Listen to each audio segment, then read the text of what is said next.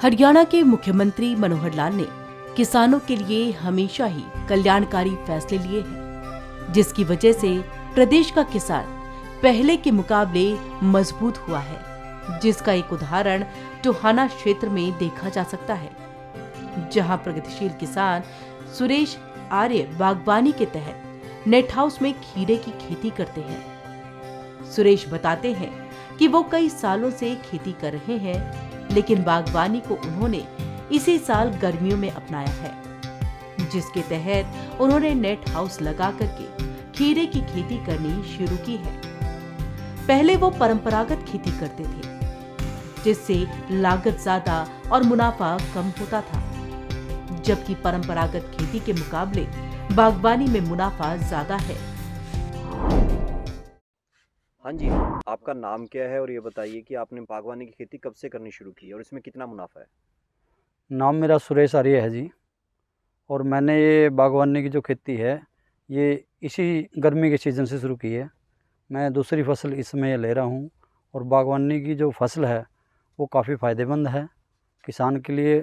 अन्य फसलों की तुलना में इसमें मुनाफा बहुत ज़्यादा है। तो कितना मुनाफा ले लेते हैं आप इसके अंदर?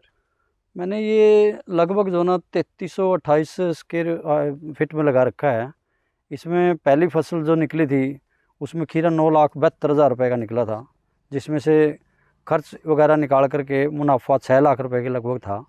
और दूसरी फसल अब चल रही है, इसमें भी जो ना अच्छा मुनाफा आने की गुंजाइश है। प्रगतिशील किसान सुरेश आर्य बताते हैं कि वो 1 एकड़ जमीन पर नेट हाउस लगाकर खीरे की खेती कर रहे हैं, जिसमें सालाना आमदनी 15 लाख रुपए के आसपास हो जाती है, जिसमें से 6 लाख रुपए के करीब खर्च होता है और 9 लाख रुपए के करीब बचत हो जाती है। सुरेश जी, ये बताएं आप कितने एकड़ में ये खेती कर रहे हैं और इससे कितना लाभ हो जाता है, कितना लागत आती है इस पर? मैंने ये लगभग 1 एकड़ में लगा रखा है। 1 एकड़ में आदि प्रति वर्ष की बात करें, प्रति वर्ष जो मुनाफा की बात करें, 1 एकड़ में मुनाफा 15 लाख रुपए का एक मतलब जो आय है इससे वो 15 लाख रुपए है। और जो खर्च होगा इस पर वो लगभग जो है 5.5 से 6 लाख रुपए खर्च भी आएगा। यानी कि किसान इसमें जो है ना 9 साढ़े 9 लाख रुपए प्रति वर्ष आराम से बचा सकता है। उन्होंने कहा कि हरियाणा सरकार बागवानी के लिए किसानों को बहुत सहयोग दे रही है। अगर कोई किसान नेट हाउस, पॉली हाउस या कोई दूसरी आधुनिक तकनीक अपनाता है तो सरकार उसके लिए अच्छी खासी सब्सिडी देती है, जिससे किसानों की लागत आधी हो जाती है। सरकार का बड़ा अच्छा योगदान है। सरकार जैसे भी कोई किसान जो है इस प्रकार की फार्मिंग करता है, नेट हाउस है या पॉली हाउस है या और भी अन्य जो सिस्टम है, उसमें जो सरकार है वो 50% इस समय सब्सिडी दे रही है। 50% सब्सिडी जो ना वो जनरल कैटेगरी को दे रही है। और यदि किसी ने लीज करवा रखी है SC कैंडिडेट को तो उसको 65% सब्सिडी जारी करती है। और यदि कोई SC उम्मीदवार खेत रखता है, जिसके नाम खेत है, उसको 85% सब्सिडी सरकार दे रही है। बहुत बढ़िया सरकार का ये फैसला है। सरकार काफ़ी अच्छा कर रही है किसान के लिए। सरकार किसान की आय को दुगना करने का जो मंतव्य लेके चली थी, उसको जो ना आने वाले, मैं ज़्यादा नहीं कहूँगा, आने वाले 5 सालों के अंदर और किसान की आय बड़े आराम से दुगनी हो जाएगी। प्रगतिशील किसान सुरेश आर्य ने कहा कि हरियाणा सरकार महिला किसानों के लिए भी कई योजनाएं चला रही है, जिसके तहत महिला किसानों को अच्छी खासी सब्सिडी भी दी जाती है। हाँ, महिलाओं के लिए जो ना इसमें जो खेती है ये, इसमें जो ना काफ़ी अच्छा लाभ उसको देती है। जैसे इसी में अगर महिला के नाम ये फार्म होता तो एक तो उसको जो ना ट्रैक्टर देती है, सब्सिडी के ऊपर ट्रैक्टर देती है महिला के लिए। भाई ट्रैक्टर से आप जो ना इसको जुताई भी, निडाई भी, गुड़ाई भी, सारा कुछ इससे काम कर सकते हैं। और अन्य जो ना वर्मी कंपोस्ट का काम है, जैसे वर्मी कंपोस्ट का काम एक भतीजे ने कर रखा है साथ में, तो उसमें भी जो ना अगर वो नारी के नाम है तो उसमें जो ना सब्सिडी दे रही है गवर्नमेंट। बहुत अच्छा, बस सब्सिडी की कोई कमी नहीं है नवल जी। हरियाणा सरकार जो ना किसान के लिए बहुत अच्छी सब्सिडी दे रही है।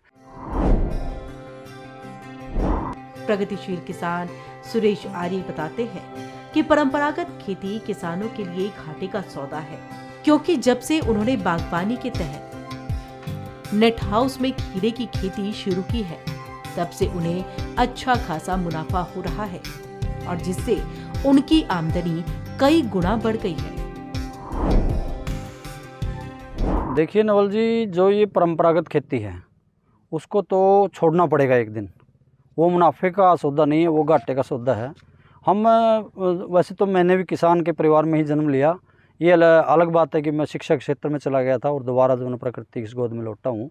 तो यदि देखा जाए तो लंबे समय से हमारे जो चाचा दादा और भी जो ना काम करते हैं परंपरागत खेती में, उन्हें कोई विशेष लाभ नहीं हुआ और वो कोई डेवलप नहीं हो पाए इस क्षेत्र में। तो जब से जो ना मैंने ये जो ना खेती अपनाई है परंपरागत खेती को छोड़ करके, इसमें मुझे मुनाफा दिखाई दिया और मुनाफे का जो ना सौदा है बिल्कुल बढ़िया सौदा है।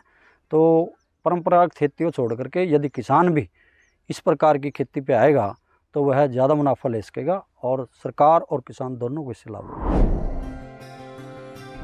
उन्होंने बताया कि बागवानी विभाग किसानों के साथ अच्छा तालमेल बनाकर रखता है, जिससे किसानों की सभी समस्याओं का समाधान जल्द से जल्द हो जाता है। तो इसी के साथ समय समय पर बागवानी विभाग के अधिकारी और डॉक्टर उनके नेट हाउस का जायजा लेने आते हैं और बीज से लेकर पौधों में होने वाली बीमारी तक समाधान करते हैं और साथ ही खेती-बाड़ी से जुड़ी तमाम जानकारी दी जाती है। देखो, बागवानी विभाग किसान के साथ बड़ा तालमेल बना के चलता है। मेरे डिस्ट्रिक्ट हॉर्टिकल्चर ऑफिसर हैं जो, वो बढ़िया नाइस पर्सन है बिल्कुल। और फतेहाबाद ज़िले में कहीं भी किसी प्रकार की इस प्रकार की जो खेती है उसमें भरपूर सहयोग जो ना हमें मिल रहा है, चाहे हमें सब्सिडी से लेकर के हो, चाहे हमें जो ना इसकी फसल की बीज से लेकर के हो, चाहे जो ना दवाई से लेकर के हो। और समय समय पर जो ना विभाग द्वारा डॉक्टर भी मतलब जो भेजे जाते हैं वे किसी प्रकार की फसल का कोई नुकसान है बिल्कुल भी ना हो। पौध अगर पौध इसकी लेनी है उस पर भी जो ना हमें सब्सिडी दी जाती है। पौध तैयार होती है, तैयार होने के बाद जो ना पौध अगर लें इसी की तो पौध पे हमें सब्सिडी देते हैं। बागवानी विभाग का हम विशेष रूप से बड़ा धन्यवाद करते हैं, वो कोऑपरेट करते हैं। प्रगतिशील किसान सुरेश आर्य बताते हैं कि उन्हें फसल की बिक्री करने में कोई परेशानी नहीं आती। व्यापारी फोन पर ही दाम तय कर लेते हैं और उनके खेत से ही खीरे की फसल ले जाते हैं। उन्हें बिक्री के लिए कहीं जाने की जरूरत नहीं पड़ती। नवल जी, किसान को ये फसल बेचने में किसी प्रकार की कोई परेशानी नहीं है। सवेरे व्यापारी से फ़ोन पे जो ना अपनी फसल बेच दी जाती है और शाम तक जो ना व्यापारी अपने ही वाहन से, अपने ही साधन से यहाँ से फसल उठा करके ले जाता है। किसान को कहीं भी किसी मंडी में या कहीं जाने की कोई ज़रूरत नहीं है। फसल मेरे खेत से ही अपने आप बिक जाती है। ये बड़ा फ़ायदा हो रहा है हमें। प्रगतिशील किसान सुरेश आर्य बताते हैं कि पहले जब वो परंपरागत खेती के तहत धान और गेहूं की खेती करते थे, तब बिक्री के लिए उन्हें मंडी जाना पड़ता था। लेकिन खीरे की बिक्री करने के लिए उन्हें मंडी नहीं जाना पड़ता, उनके खेत से ही बिक्री हो जाती है और दाम भी अच्छे मिल जाते हैं। आपने धान की भी खेती की, गेहूं की भी की, उसमें और इसमें बेचने में क्या अंतर देखते हैं? देखो, धान और जो गेहूं की हम खेती करते थे, वो खेती जो फसल होती थी वो हमें मंडी तक लेके जानी पड़ती थी। कई किसान ऐसे हैं, सीमांत किसान हैं, छोटे किसान हैं, उनके पास साधन की व्यवस्था नहीं है, तो वो जो ना किसी से साधन किराए पे करके जो ना मंडी तक धान ले जाना, गेहूं ले जाना, किराया भी देना, इसमें किसी प्रकार का कोई झंझट नहीं है। इसमें व्यापारी अपने आप खेत में से फसल को ले जाता है और मुझे इस फसल के दाम हैं वो भी बड़े अच्छे मिल रहे हैं। वहीं उन्होंने दूसरे किसानों को संदेश देते हुए कहा कि अगर एक किसान 10 एकड़ में धान की खेती करता है और दूसरा किसान 1 एकड़ में नेट हाउस लगाकर खीरे की खेती करता है, तो दोनों का मुनाफा बराबर होगा और इसलिए छोटे किसान भाई बागवानी को अपनाएं और अच्छा खासा मुनाफा कमाएं। क्या आप एक प्रगतिशील किसान के रूप में अपना काम कर रहे हैं, तो ऐसे में अन्य जो किसान हैं उनको क्या संदेश देना चाहते हैं? देखिए, जो किसान भाई हैं उनसे मेरा विशेष निवेदन ये है कि वो पारंपरिक खेती को छोड़ करके धान की खेती यदि कोई किसान ठेके चकोते पे लेकर के 10 एकड़ में करता है और अपने खेत में वह 1 किले में इस प्रकार की फार्मिंग करता है तो उसका मुनाफा बराबर होगा। उसे 10 एकड़ का जो ठेका है वो नहीं देना पड़ेगा। सीमांत किसान और छोटे किसानों को मैं ये विशेष सुझाव भी है मेरा और निवेदन भी है कि वो अपने खेत में इस प्रकार की खेती करें और अधिक से अधिक मुनाफा लें।